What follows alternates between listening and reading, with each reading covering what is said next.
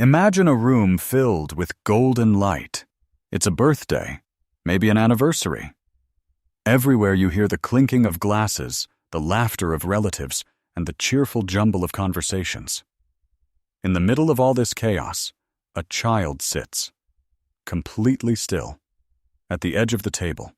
It eats mechanically, its gaze fixed on an invisible spot on the wall. No whining, no begging for attention, no loud laughter. It's just there. The parents look proudly around and say to the guests, "Our child is so easygoing. It never causes problems. You barely notice it's there." A sentence that sounds like a compliment. But if you look closely, it's a judgment. What we see here isn't maturity. It's not innate discipline. It's a systematic emotional numbness. This child learned a long time ago that its feelings, its tears, and even its joy have no place at the table. It learned to become invisible to survive. Have you ever felt like this ghost? In your own home, at your own workplace? As if you were a piece of furniture that exists, but whose presence or absence doesn't alter the breathing rhythm of the people around you in the slightest? If this painful silence sounds familiar, then you're in the right place. Because today, we're not talking about the children who scream loudly, but about those who became so quiet that the world forgot them. Welcome to Psychology Short. When we think of a traumatic childhood, we usually picture dark images. We think of loud screaming, broken glass, or the marks of blows on the skin. We believe that pain must always be loud, that it must leave a visible imprint to be real. But there's a form of suffering so quiet it's almost imperceptible. In psychology, we call it CEN, childhood emotional neglect, a term primarily coined by psychologist Dr. Jonas Webb. The insidious thing about CEN is that it's not a crime of commission, but a crime of omission. It's not about what your parents did to you.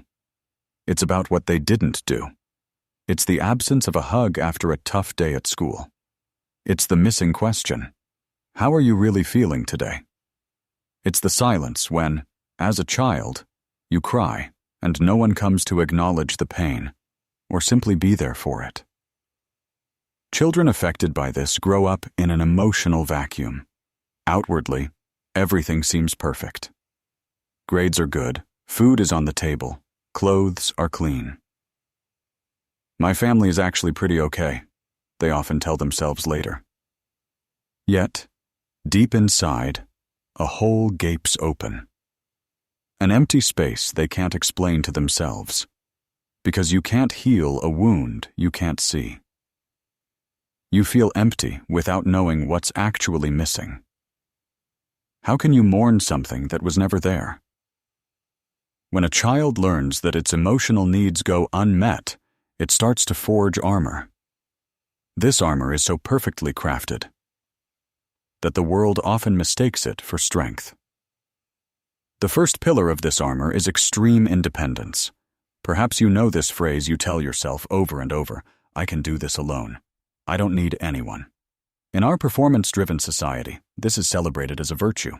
Yet in psychology, we know this radical autonomy is often a desperate shield. It's the logic of a wounded heart. Those who don't ask won't be rejected. Those who have no expectations won't be disappointed.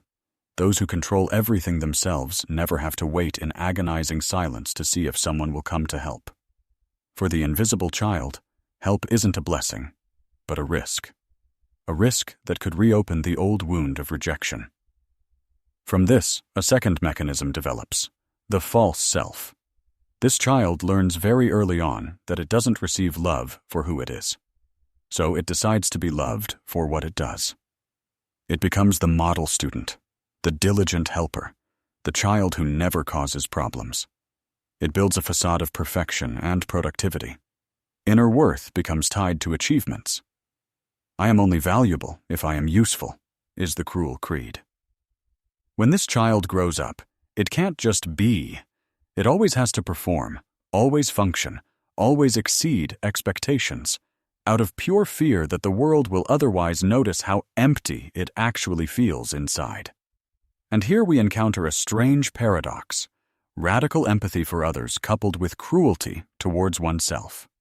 Have you ever wondered why you can feel the pain of others so deeply, but only have contempt left for yourself?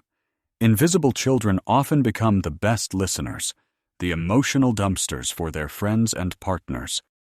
They've developed a keen sense for the slightest nuances in others' moods, a survival instinct to detect looming dangers in the home early on. Yet while they comfort the whole world, they are merciless towards themselves. Every mistake is punished, every need dismissed as a weakness. They are good Samaritans for strangers, but tyrannical judges for themselves. Let's talk about Mark. At his office, Mark is admired. He's the rock in the storm.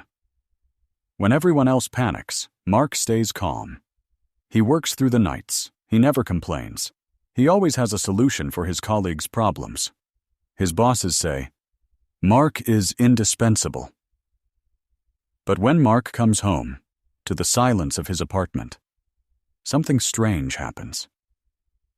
He sits on the sofa and feels nothing. No relief, no pride, just a black, viscous emptiness. Mark isn't calm. He's frozen. He's so busy being the perfect projection surface for others that he's lost contact with his own core. He functions like a high-precision machine. But inside, he's still the little child at the edge of the table, waiting for someone to finally ask, "Mark, how are you really doing?" To understand why this state runs so deep, we need to look at what happens in the laboratory of human development. There's an experiment so shocking that it forever changed the view of childhood. Dr. Edward Tronick's Still Face experiment. In this experiment, a mother first plays lovingly with her baby. She laughs, mirrors the child's expressions, and responds to every gurgle. But then, on a signal, her face becomes rigid, completely expressionless, a mask of stone. What happens next is heartbreaking. The baby immediately notices the change. It tries everything. It smiles, points its finger, emits little cries to get the mother back. But when no reaction comes, the child's world collapses. It turns away, slumps inward, and falls into a kind of shock paralysis. Now imagine this experiment doesn't last 3 minutes. Imagine it lasts years. When a child repeatedly hits a wall of emotional indifference for years, the brain pulls the emergency brake. It develops what we in psychology call avoidant attachment. The brain learns a bitter lesson. Your needs are a burden. Your feelings are useless. To avoid having to feel the pain of constant rejection, the system simply shuts down. This isn't a conscious decision. It's biology. In a healthy environment, the brain bathes in oxytocin, the bonding hormone that gives us security. But for the invisible child, there's a drought. The connection between the limbic system, where our emotions reside, and the prefrontal cortex, our rational center, becomes fragile. A neural chasm forms. One can still think, plan, and analyze with razor-sharp precision, just like Mark in our example, but one can no longer feel what one thinks. You are intellectually present, but emotionally exiled. The brain has learned that silence is the only safe language. But the story doesn't end in childhood. The brain, shaped in silence, often continues to seek that silence throughout life, even if it destroys us. It's a cruel irony of fate. As adults, we are often attracted to precisely the people who emotionally starve us. Why? Because indifference is the only thing that feels like home to us. If you were invisible as a child, a warm, present partner often feels too much. It's scary. It's unfamiliar. Instead, we choose partners who are distant, who have their own walls, who make us fight for attention again.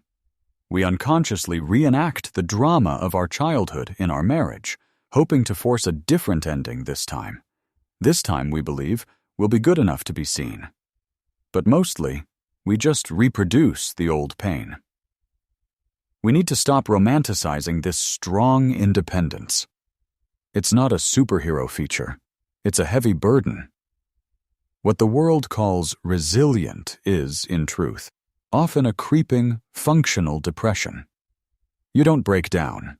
You simply keep functioning like clockwork while slowly turning to stone internally. It's a loneliness shared by two, a loneliness in the midst of the world. If we don't recognize this dynamic, we remain prisoners of a cycle we didn't even start ourselves. As I look back on all of this, an image comes to mind. The life of an invisible child is like a handwritten letter, a letter penned with the greatest care, full of depth, wisdom, and longing. Yet this letter was never sent. It lies at the very bottom of a dark drawer, beneath stacks of duties and expectations. Not because the words within aren't valuable, not because the handwriting isn't beautiful, but only because, at some point, the writer stopped believing that there was anyone out there who would ever want to read it. Perhaps you too have this letter inside you.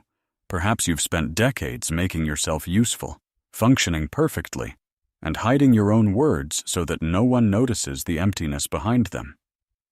But please listen closely. Healing begins the moment you understand that you don't have to be perfect to have a right to space. You don't have to be useful to be loved. Your mere existence is already an echo in this world that deserves to be heard. It's time to open that drawer. Take out that old letter. Be astonished by the depth of your own soul, which has survived despite the cold. You no longer have to wait for someone else to come and discover you. Start by reading yourself. Give yourself the answer you've been waiting for.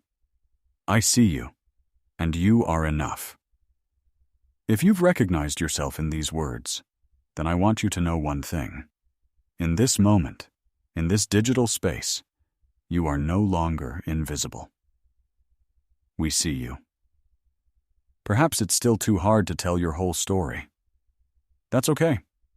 Just leave us a dot or a small message in the comments as a sign that you are here, that you exist, that you are starting your journey. And if you want to understand how this invisibility led to the urge to have to do everything alone, then check out our video on the psychology of extreme independence. It's the next step on your journey to yourself.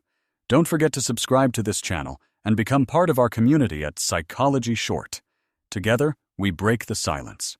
Until next time, take care.